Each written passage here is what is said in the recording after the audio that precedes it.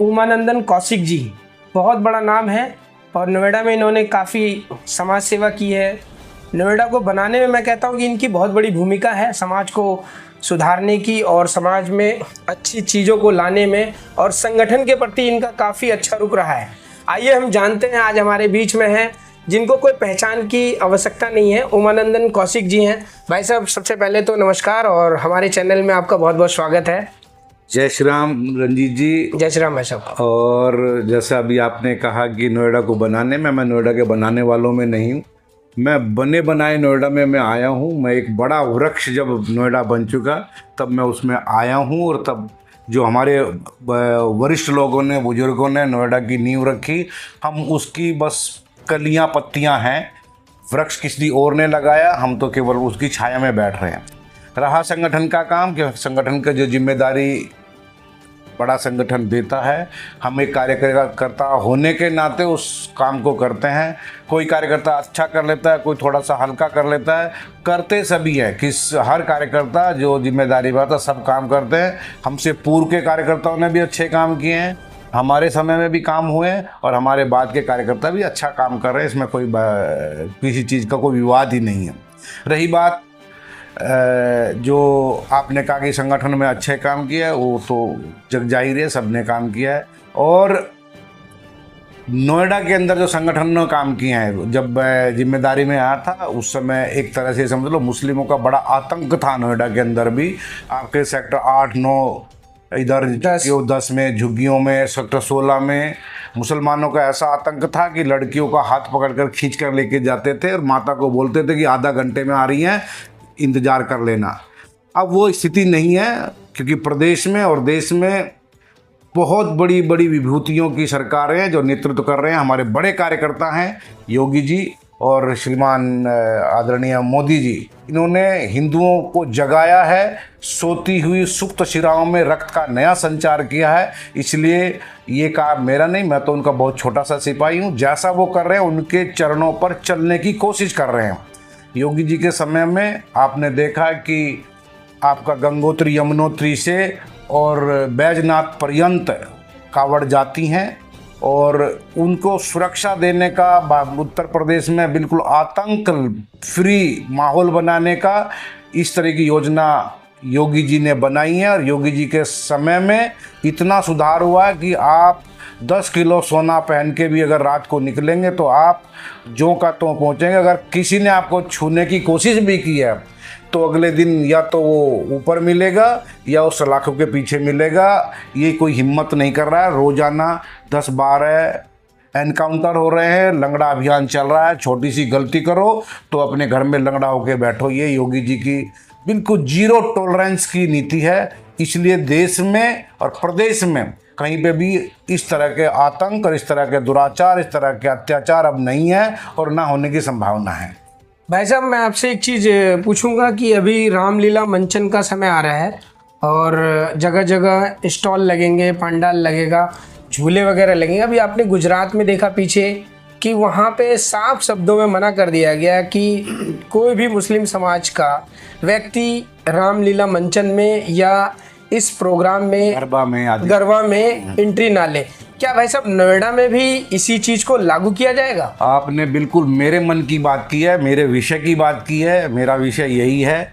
और मैं जैसे गुजरात में भी जितने भी दुर्गा महोत्सव के समय पे गरबा आदि होता है, बहुत बड़ा कार्यक्रम होता है, वहाँ का संस्कृति गरबा से जानी जाती है। आपका मध्य प्रदेश में भी ये रखा है कि रामलीला मंचनों से, रामलीला के आयोजनों से मुस्लिमों को दूर रखा जाए। और मैं यहाँ के जितने भी रामलीला मंचन की समितियाँ हैं, नोएडा में भी 3-4 जगह बड़ी रामलीलाएँ होती है। सेक्टर 25 में होती है, यहाँ पे स्टेडियम में, सेक्टर 62 में होती है, सेक्टर 46 में होती है, और ग्रेटर नोएडा यहाँ पे 5-6 जगह बड़ी रामलीलाएँ होती हैं। उनका मंचन तो बहुत भीड़ आती है। 1-1 लाख लोग एक दिन में 3-4 जगह जाके भगवान का चरित्र देखते हैं, उनका देखते हैं भगवान ने किस तरह से उनका आचरण रहा, कैसे मर्यादा पुरुषोत्तम राम ने अपनी मर्यादाओं को निभाया। उन मर्यादाओं में अगर कोई इस मानसिकता से जाके कि हमारे व्रतियों को, उनके व्रत को भंग करें और उनमें वहाँ पे थूक जिहाद, मूत जिहाद, इस तरह के कार्यक्रम करेंगे तो मैं समझता हूँ वहाँ पे एंट्री नहीं होनी चाहिए। और मैं इस मंच से आपके माध्यम से सभी रामलीला मंचन समितियों से निवेदन करना चाहूँगा कि वहाँ पे मुस्लिमों की एंट्री बंद हो, भले ही वो झूले वाले हों, चाहे वो स्टॉल लगा रहे हों, चाहे वहाँ पे वॉलंटियर के नाम पे हो, चाहे वो वहाँ पे कोई खाने का लगा रहे हों, चाहे वहाँ पे उन्होंने वो जो और अन्य पार्क बना देते हैं, उनका मंचन टेंट आदि सबको मना करना चाहिए। एक बार मना करोगे अगली बार से वे नहीं आएंगे। हो सकता है अबकी बार आपको 10, 20, 50 हज़ार, लाख रुपए का नुकसान हो जाए, क्योंकि आप हिंदू अपने किसी व्यवस्था में रखोगे और उनके पास उस तरह की व्यवस्था नहीं है। तो एक बार की आपको हो सकता है मुसीबतों में और किसी तरह की कठिनाई का सामना करना पड़े, अगली बार से ठीक हो जाएगा। मेरा आपके माध्यम से तीनों चारों मंचन समितियों से निवेदन है कि वो अपने कार्यक्रमों में मुसलमान की एंट्री को बंद करें। और ये माध्यम आपका बहुत अच्छा है, आपने मेरे मन की बात की है, मैं उसको आपके माध्यम से उन तक पहुंचाना चाहूँगा। भाई साहब मेरा भी एक सवाल है, अभी नेपाल में आप देख रहे हैं क्या स्थिति है, भाई साहब आप इसके बारे में क्या कहना चाहेंगे? देखिए, जब से राजशाही नेपाल में ख़त्म हुई है तब से वहाँ वामपंथियों की, मार्क्सवादियों की सरकारें आई हैं और पिछले 17 साल में 13 वहाँ पे प्रधानमंत्री हुए हैं। और 13 प्रधानमंत्री, ये समझ लो कि एक साल का, 1.5 साल का उनका कार्यकाल रहा है, कोई तो 6 महीने में ही चले गए हैं। तो ऐसे में जब तक वहाँ पे कोई स्थिर सरकार देने की स्थिति में नहीं होगे तो वहाँ पे यही व्यवस्था रहेगी, यही हाल होगा। और ये हुआ बहुत गलत है, एक मानवता के प्रति बहुत गलत हुआ है। लेकिन क्योंकि एक स्प्रिंग को आप कितनी देर तक दबा के रखेंगे, जैसे ही उसको छोड़ेंगे तो द्रुत गति से ऊपर जाएगा। इसलिए वहाँ के समाज में थक चुका था, उनके अत्याचार और भ्रष्टाचार को देखकर थक चुका था। जो वहाँ पे नेपोटिज्म की बात है, जो वहाँ के राजनीतिकों के बच्चे थे वो सब तरह के ऐश कर रहे थे, अय्यासियाँ कर रहे थे, और एक सामान्य व्यक्ति दबा जा रहा था, उनके घर में खाने की व्यवस्था नहीं थी। ये तो भारत का बड़ा वो आभार मानते हैं कि भारत के दरवाजे उनके लिए हमेशा खुले रहते हैं। उनके यहाँ और नेपाल के, भारत के बॉर्डर पे कोई आने जाने में रोक नहीं है। इसलिए वे लोग भारत में आके अपनी जीविका को बनाते हैं, चलाते हैं, अपने बच्चों के लिए कमाते हैं, लेके भी जाते हैं, अपने परिवार को पालते हैं। अगर भारत की भी व्यवस्था रुक जाए तो वहाँ पे तो बहुत भूखमरी हो जाए।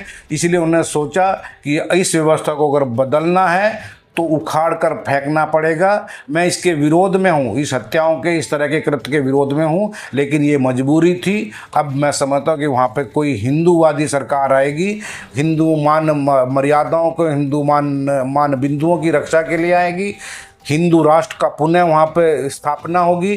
अब जो सरकार आएगी वो शायद अच्छी आएगी, नहीं अच्छी आएगी तो शायद उनका भी वही हश्र होगा जो पिछली सरकारों का हुआ है। दौड़ा दौड़ा के घर में पूर्व प्रधानमंत्री की पत्नी को मार दिया गया। ये कितना अपने आप को वो त्रासित और कितने आप को दबा हुआ समझ रहे थे, जो उस गुस्से को निकला तो इस तरीके से निकला। इसलिए सोचना पड़ेगा वहाँ के समाज को, सोचना पड़ेगा वहाँ पे व्यवस्थाओं में बैठे लोगों को, सोचना पड़ेगा वहाँ की जुडिशरी को, सोचना पड़ेगा वहाँ के सेना अध्यक्षों को, जिनके हाथ में अभी यहाँ की व्यवस्थाएं हैं, कि वहाँ एक अच्छा और दूरदर्शी, साफ नेतृत्व वाला, साफ छवि वाले व्यक्ति को वहाँ जिम्मेदारी दें, जो हिंदुओं के प्रति और भारत के प्रति सहिष्णु हो। वो अगर वहाँ पे चाइना और अमेरिका का प्रभाव बना रहेगा तो आगे अगले 5-6 महीनों में फिर यही स्थिति बनेगी। वहाँ पे भारतीय मानसिकता के, हिंदू मानसिकता के लोग हैं, इसलिए उसी मानसिकता के लोग अगर सत्ता में आए, क्योंकि वो राजशाही परिवारों से द्वारा संचालित व्यवस्था थी, वो उसी व्यवस्था में विश्वास करने वाले लोग हैं। लेकिन वो भी अगर वहाँ पे इस तरह का लोकतंत्र भी आता तो उसमें कोई बुराई नहीं है, लोकतंत्र भी आए, लेकिन हिंदू मानसिकता वाले लोगों की आए, तभी वहाँ पे शांति बनेगी। भाई साहब मेरा एक अहम सवाल है, सूत्रों के मुताबिक जो हमें जानकारी मिली है और जो हमने देखा टीवी चैनलों पे और सोशल मीडिया पे, लोग कमेंट कर रहे हैं कि जैसा नेपाल में हुआ है वैसा ही भारत में भी होगा। क्या भाई साहब जांच एजेंसियां इन लोगों पे कार्रवाई करेगी, जो हमारी भारत की एजेंसियां हैं? देखिए, जो इस तरह की बात कर रहे हैं वो भारत की पृष्ठभूमि से परिचित नहीं है।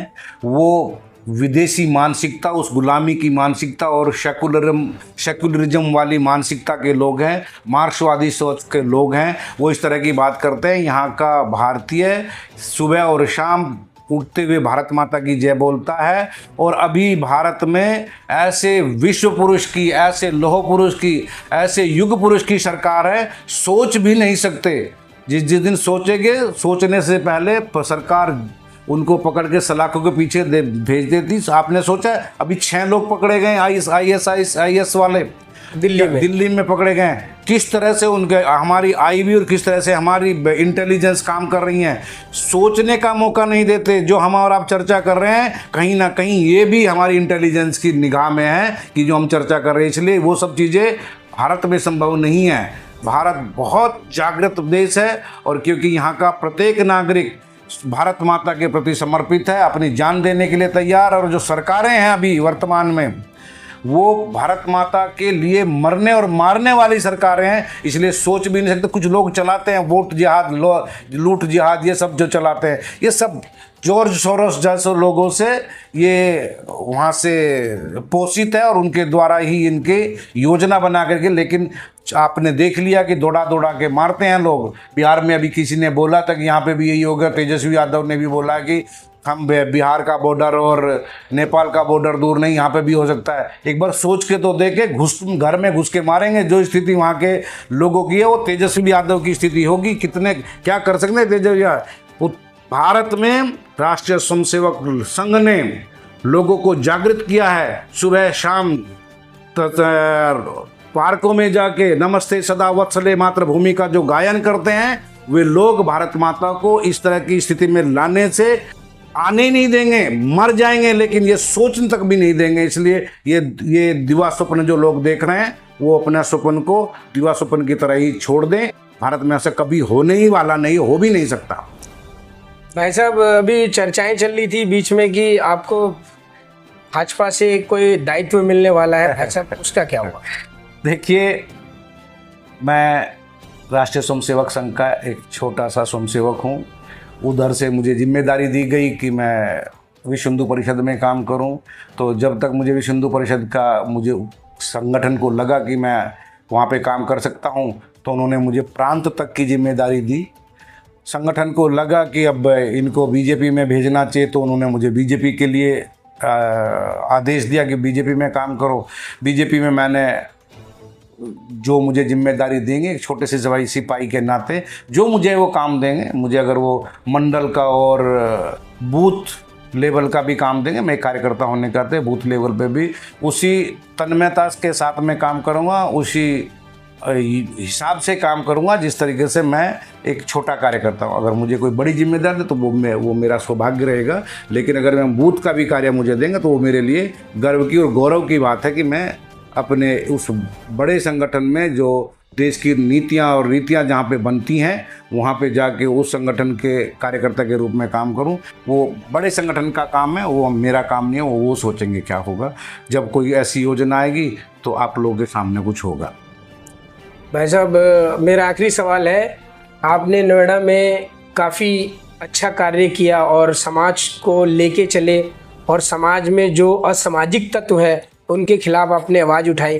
क्या भाई साहब ये निरंतर चलता रहेगा या इसे आप पूर्ण में विराम दे देंगे? नहीं, समाज के काम के लिए हम निकले हैं और समाज के काम के लिए तो निरंतरता बनी रहेगी। अगर मैं बीजेपी में काम करूं, अगर मैं संघ में काम करूं, अगर मैं भारतीय जनता पार्टी के किसी अन्य छोटे जो दूसरे उनके आयाम हैं उनमें काम करूं, या मैं विश्व हिंदू परिषद में काम करूं, या धर्म जागरण में, जो भी काम है, काम तो समाज का है, चाहे वो विश्व हिंदू परिषद का काम करे, चाहिए मूल संगठनों का काम करें, तो वो निरंतरता तो बनी रहेगी। और स्वयंसेवक कभी ना बूढ़ा होता, ना पुराना होता, ना ये कहता कभी कि मैं स्वयंसेवक था। स्वयंसेवक तो आजन्म का एक संकल्प लेता है, एक शपथ लेता है, जब तक जैसे जैसे मेरा जीवन आएगा, अगले जीवन में भी, हे भारत माता, मैं आपके लिए काम करूं, मैं आप हिंदुओं को संगठित रखने के लिए काम करूं।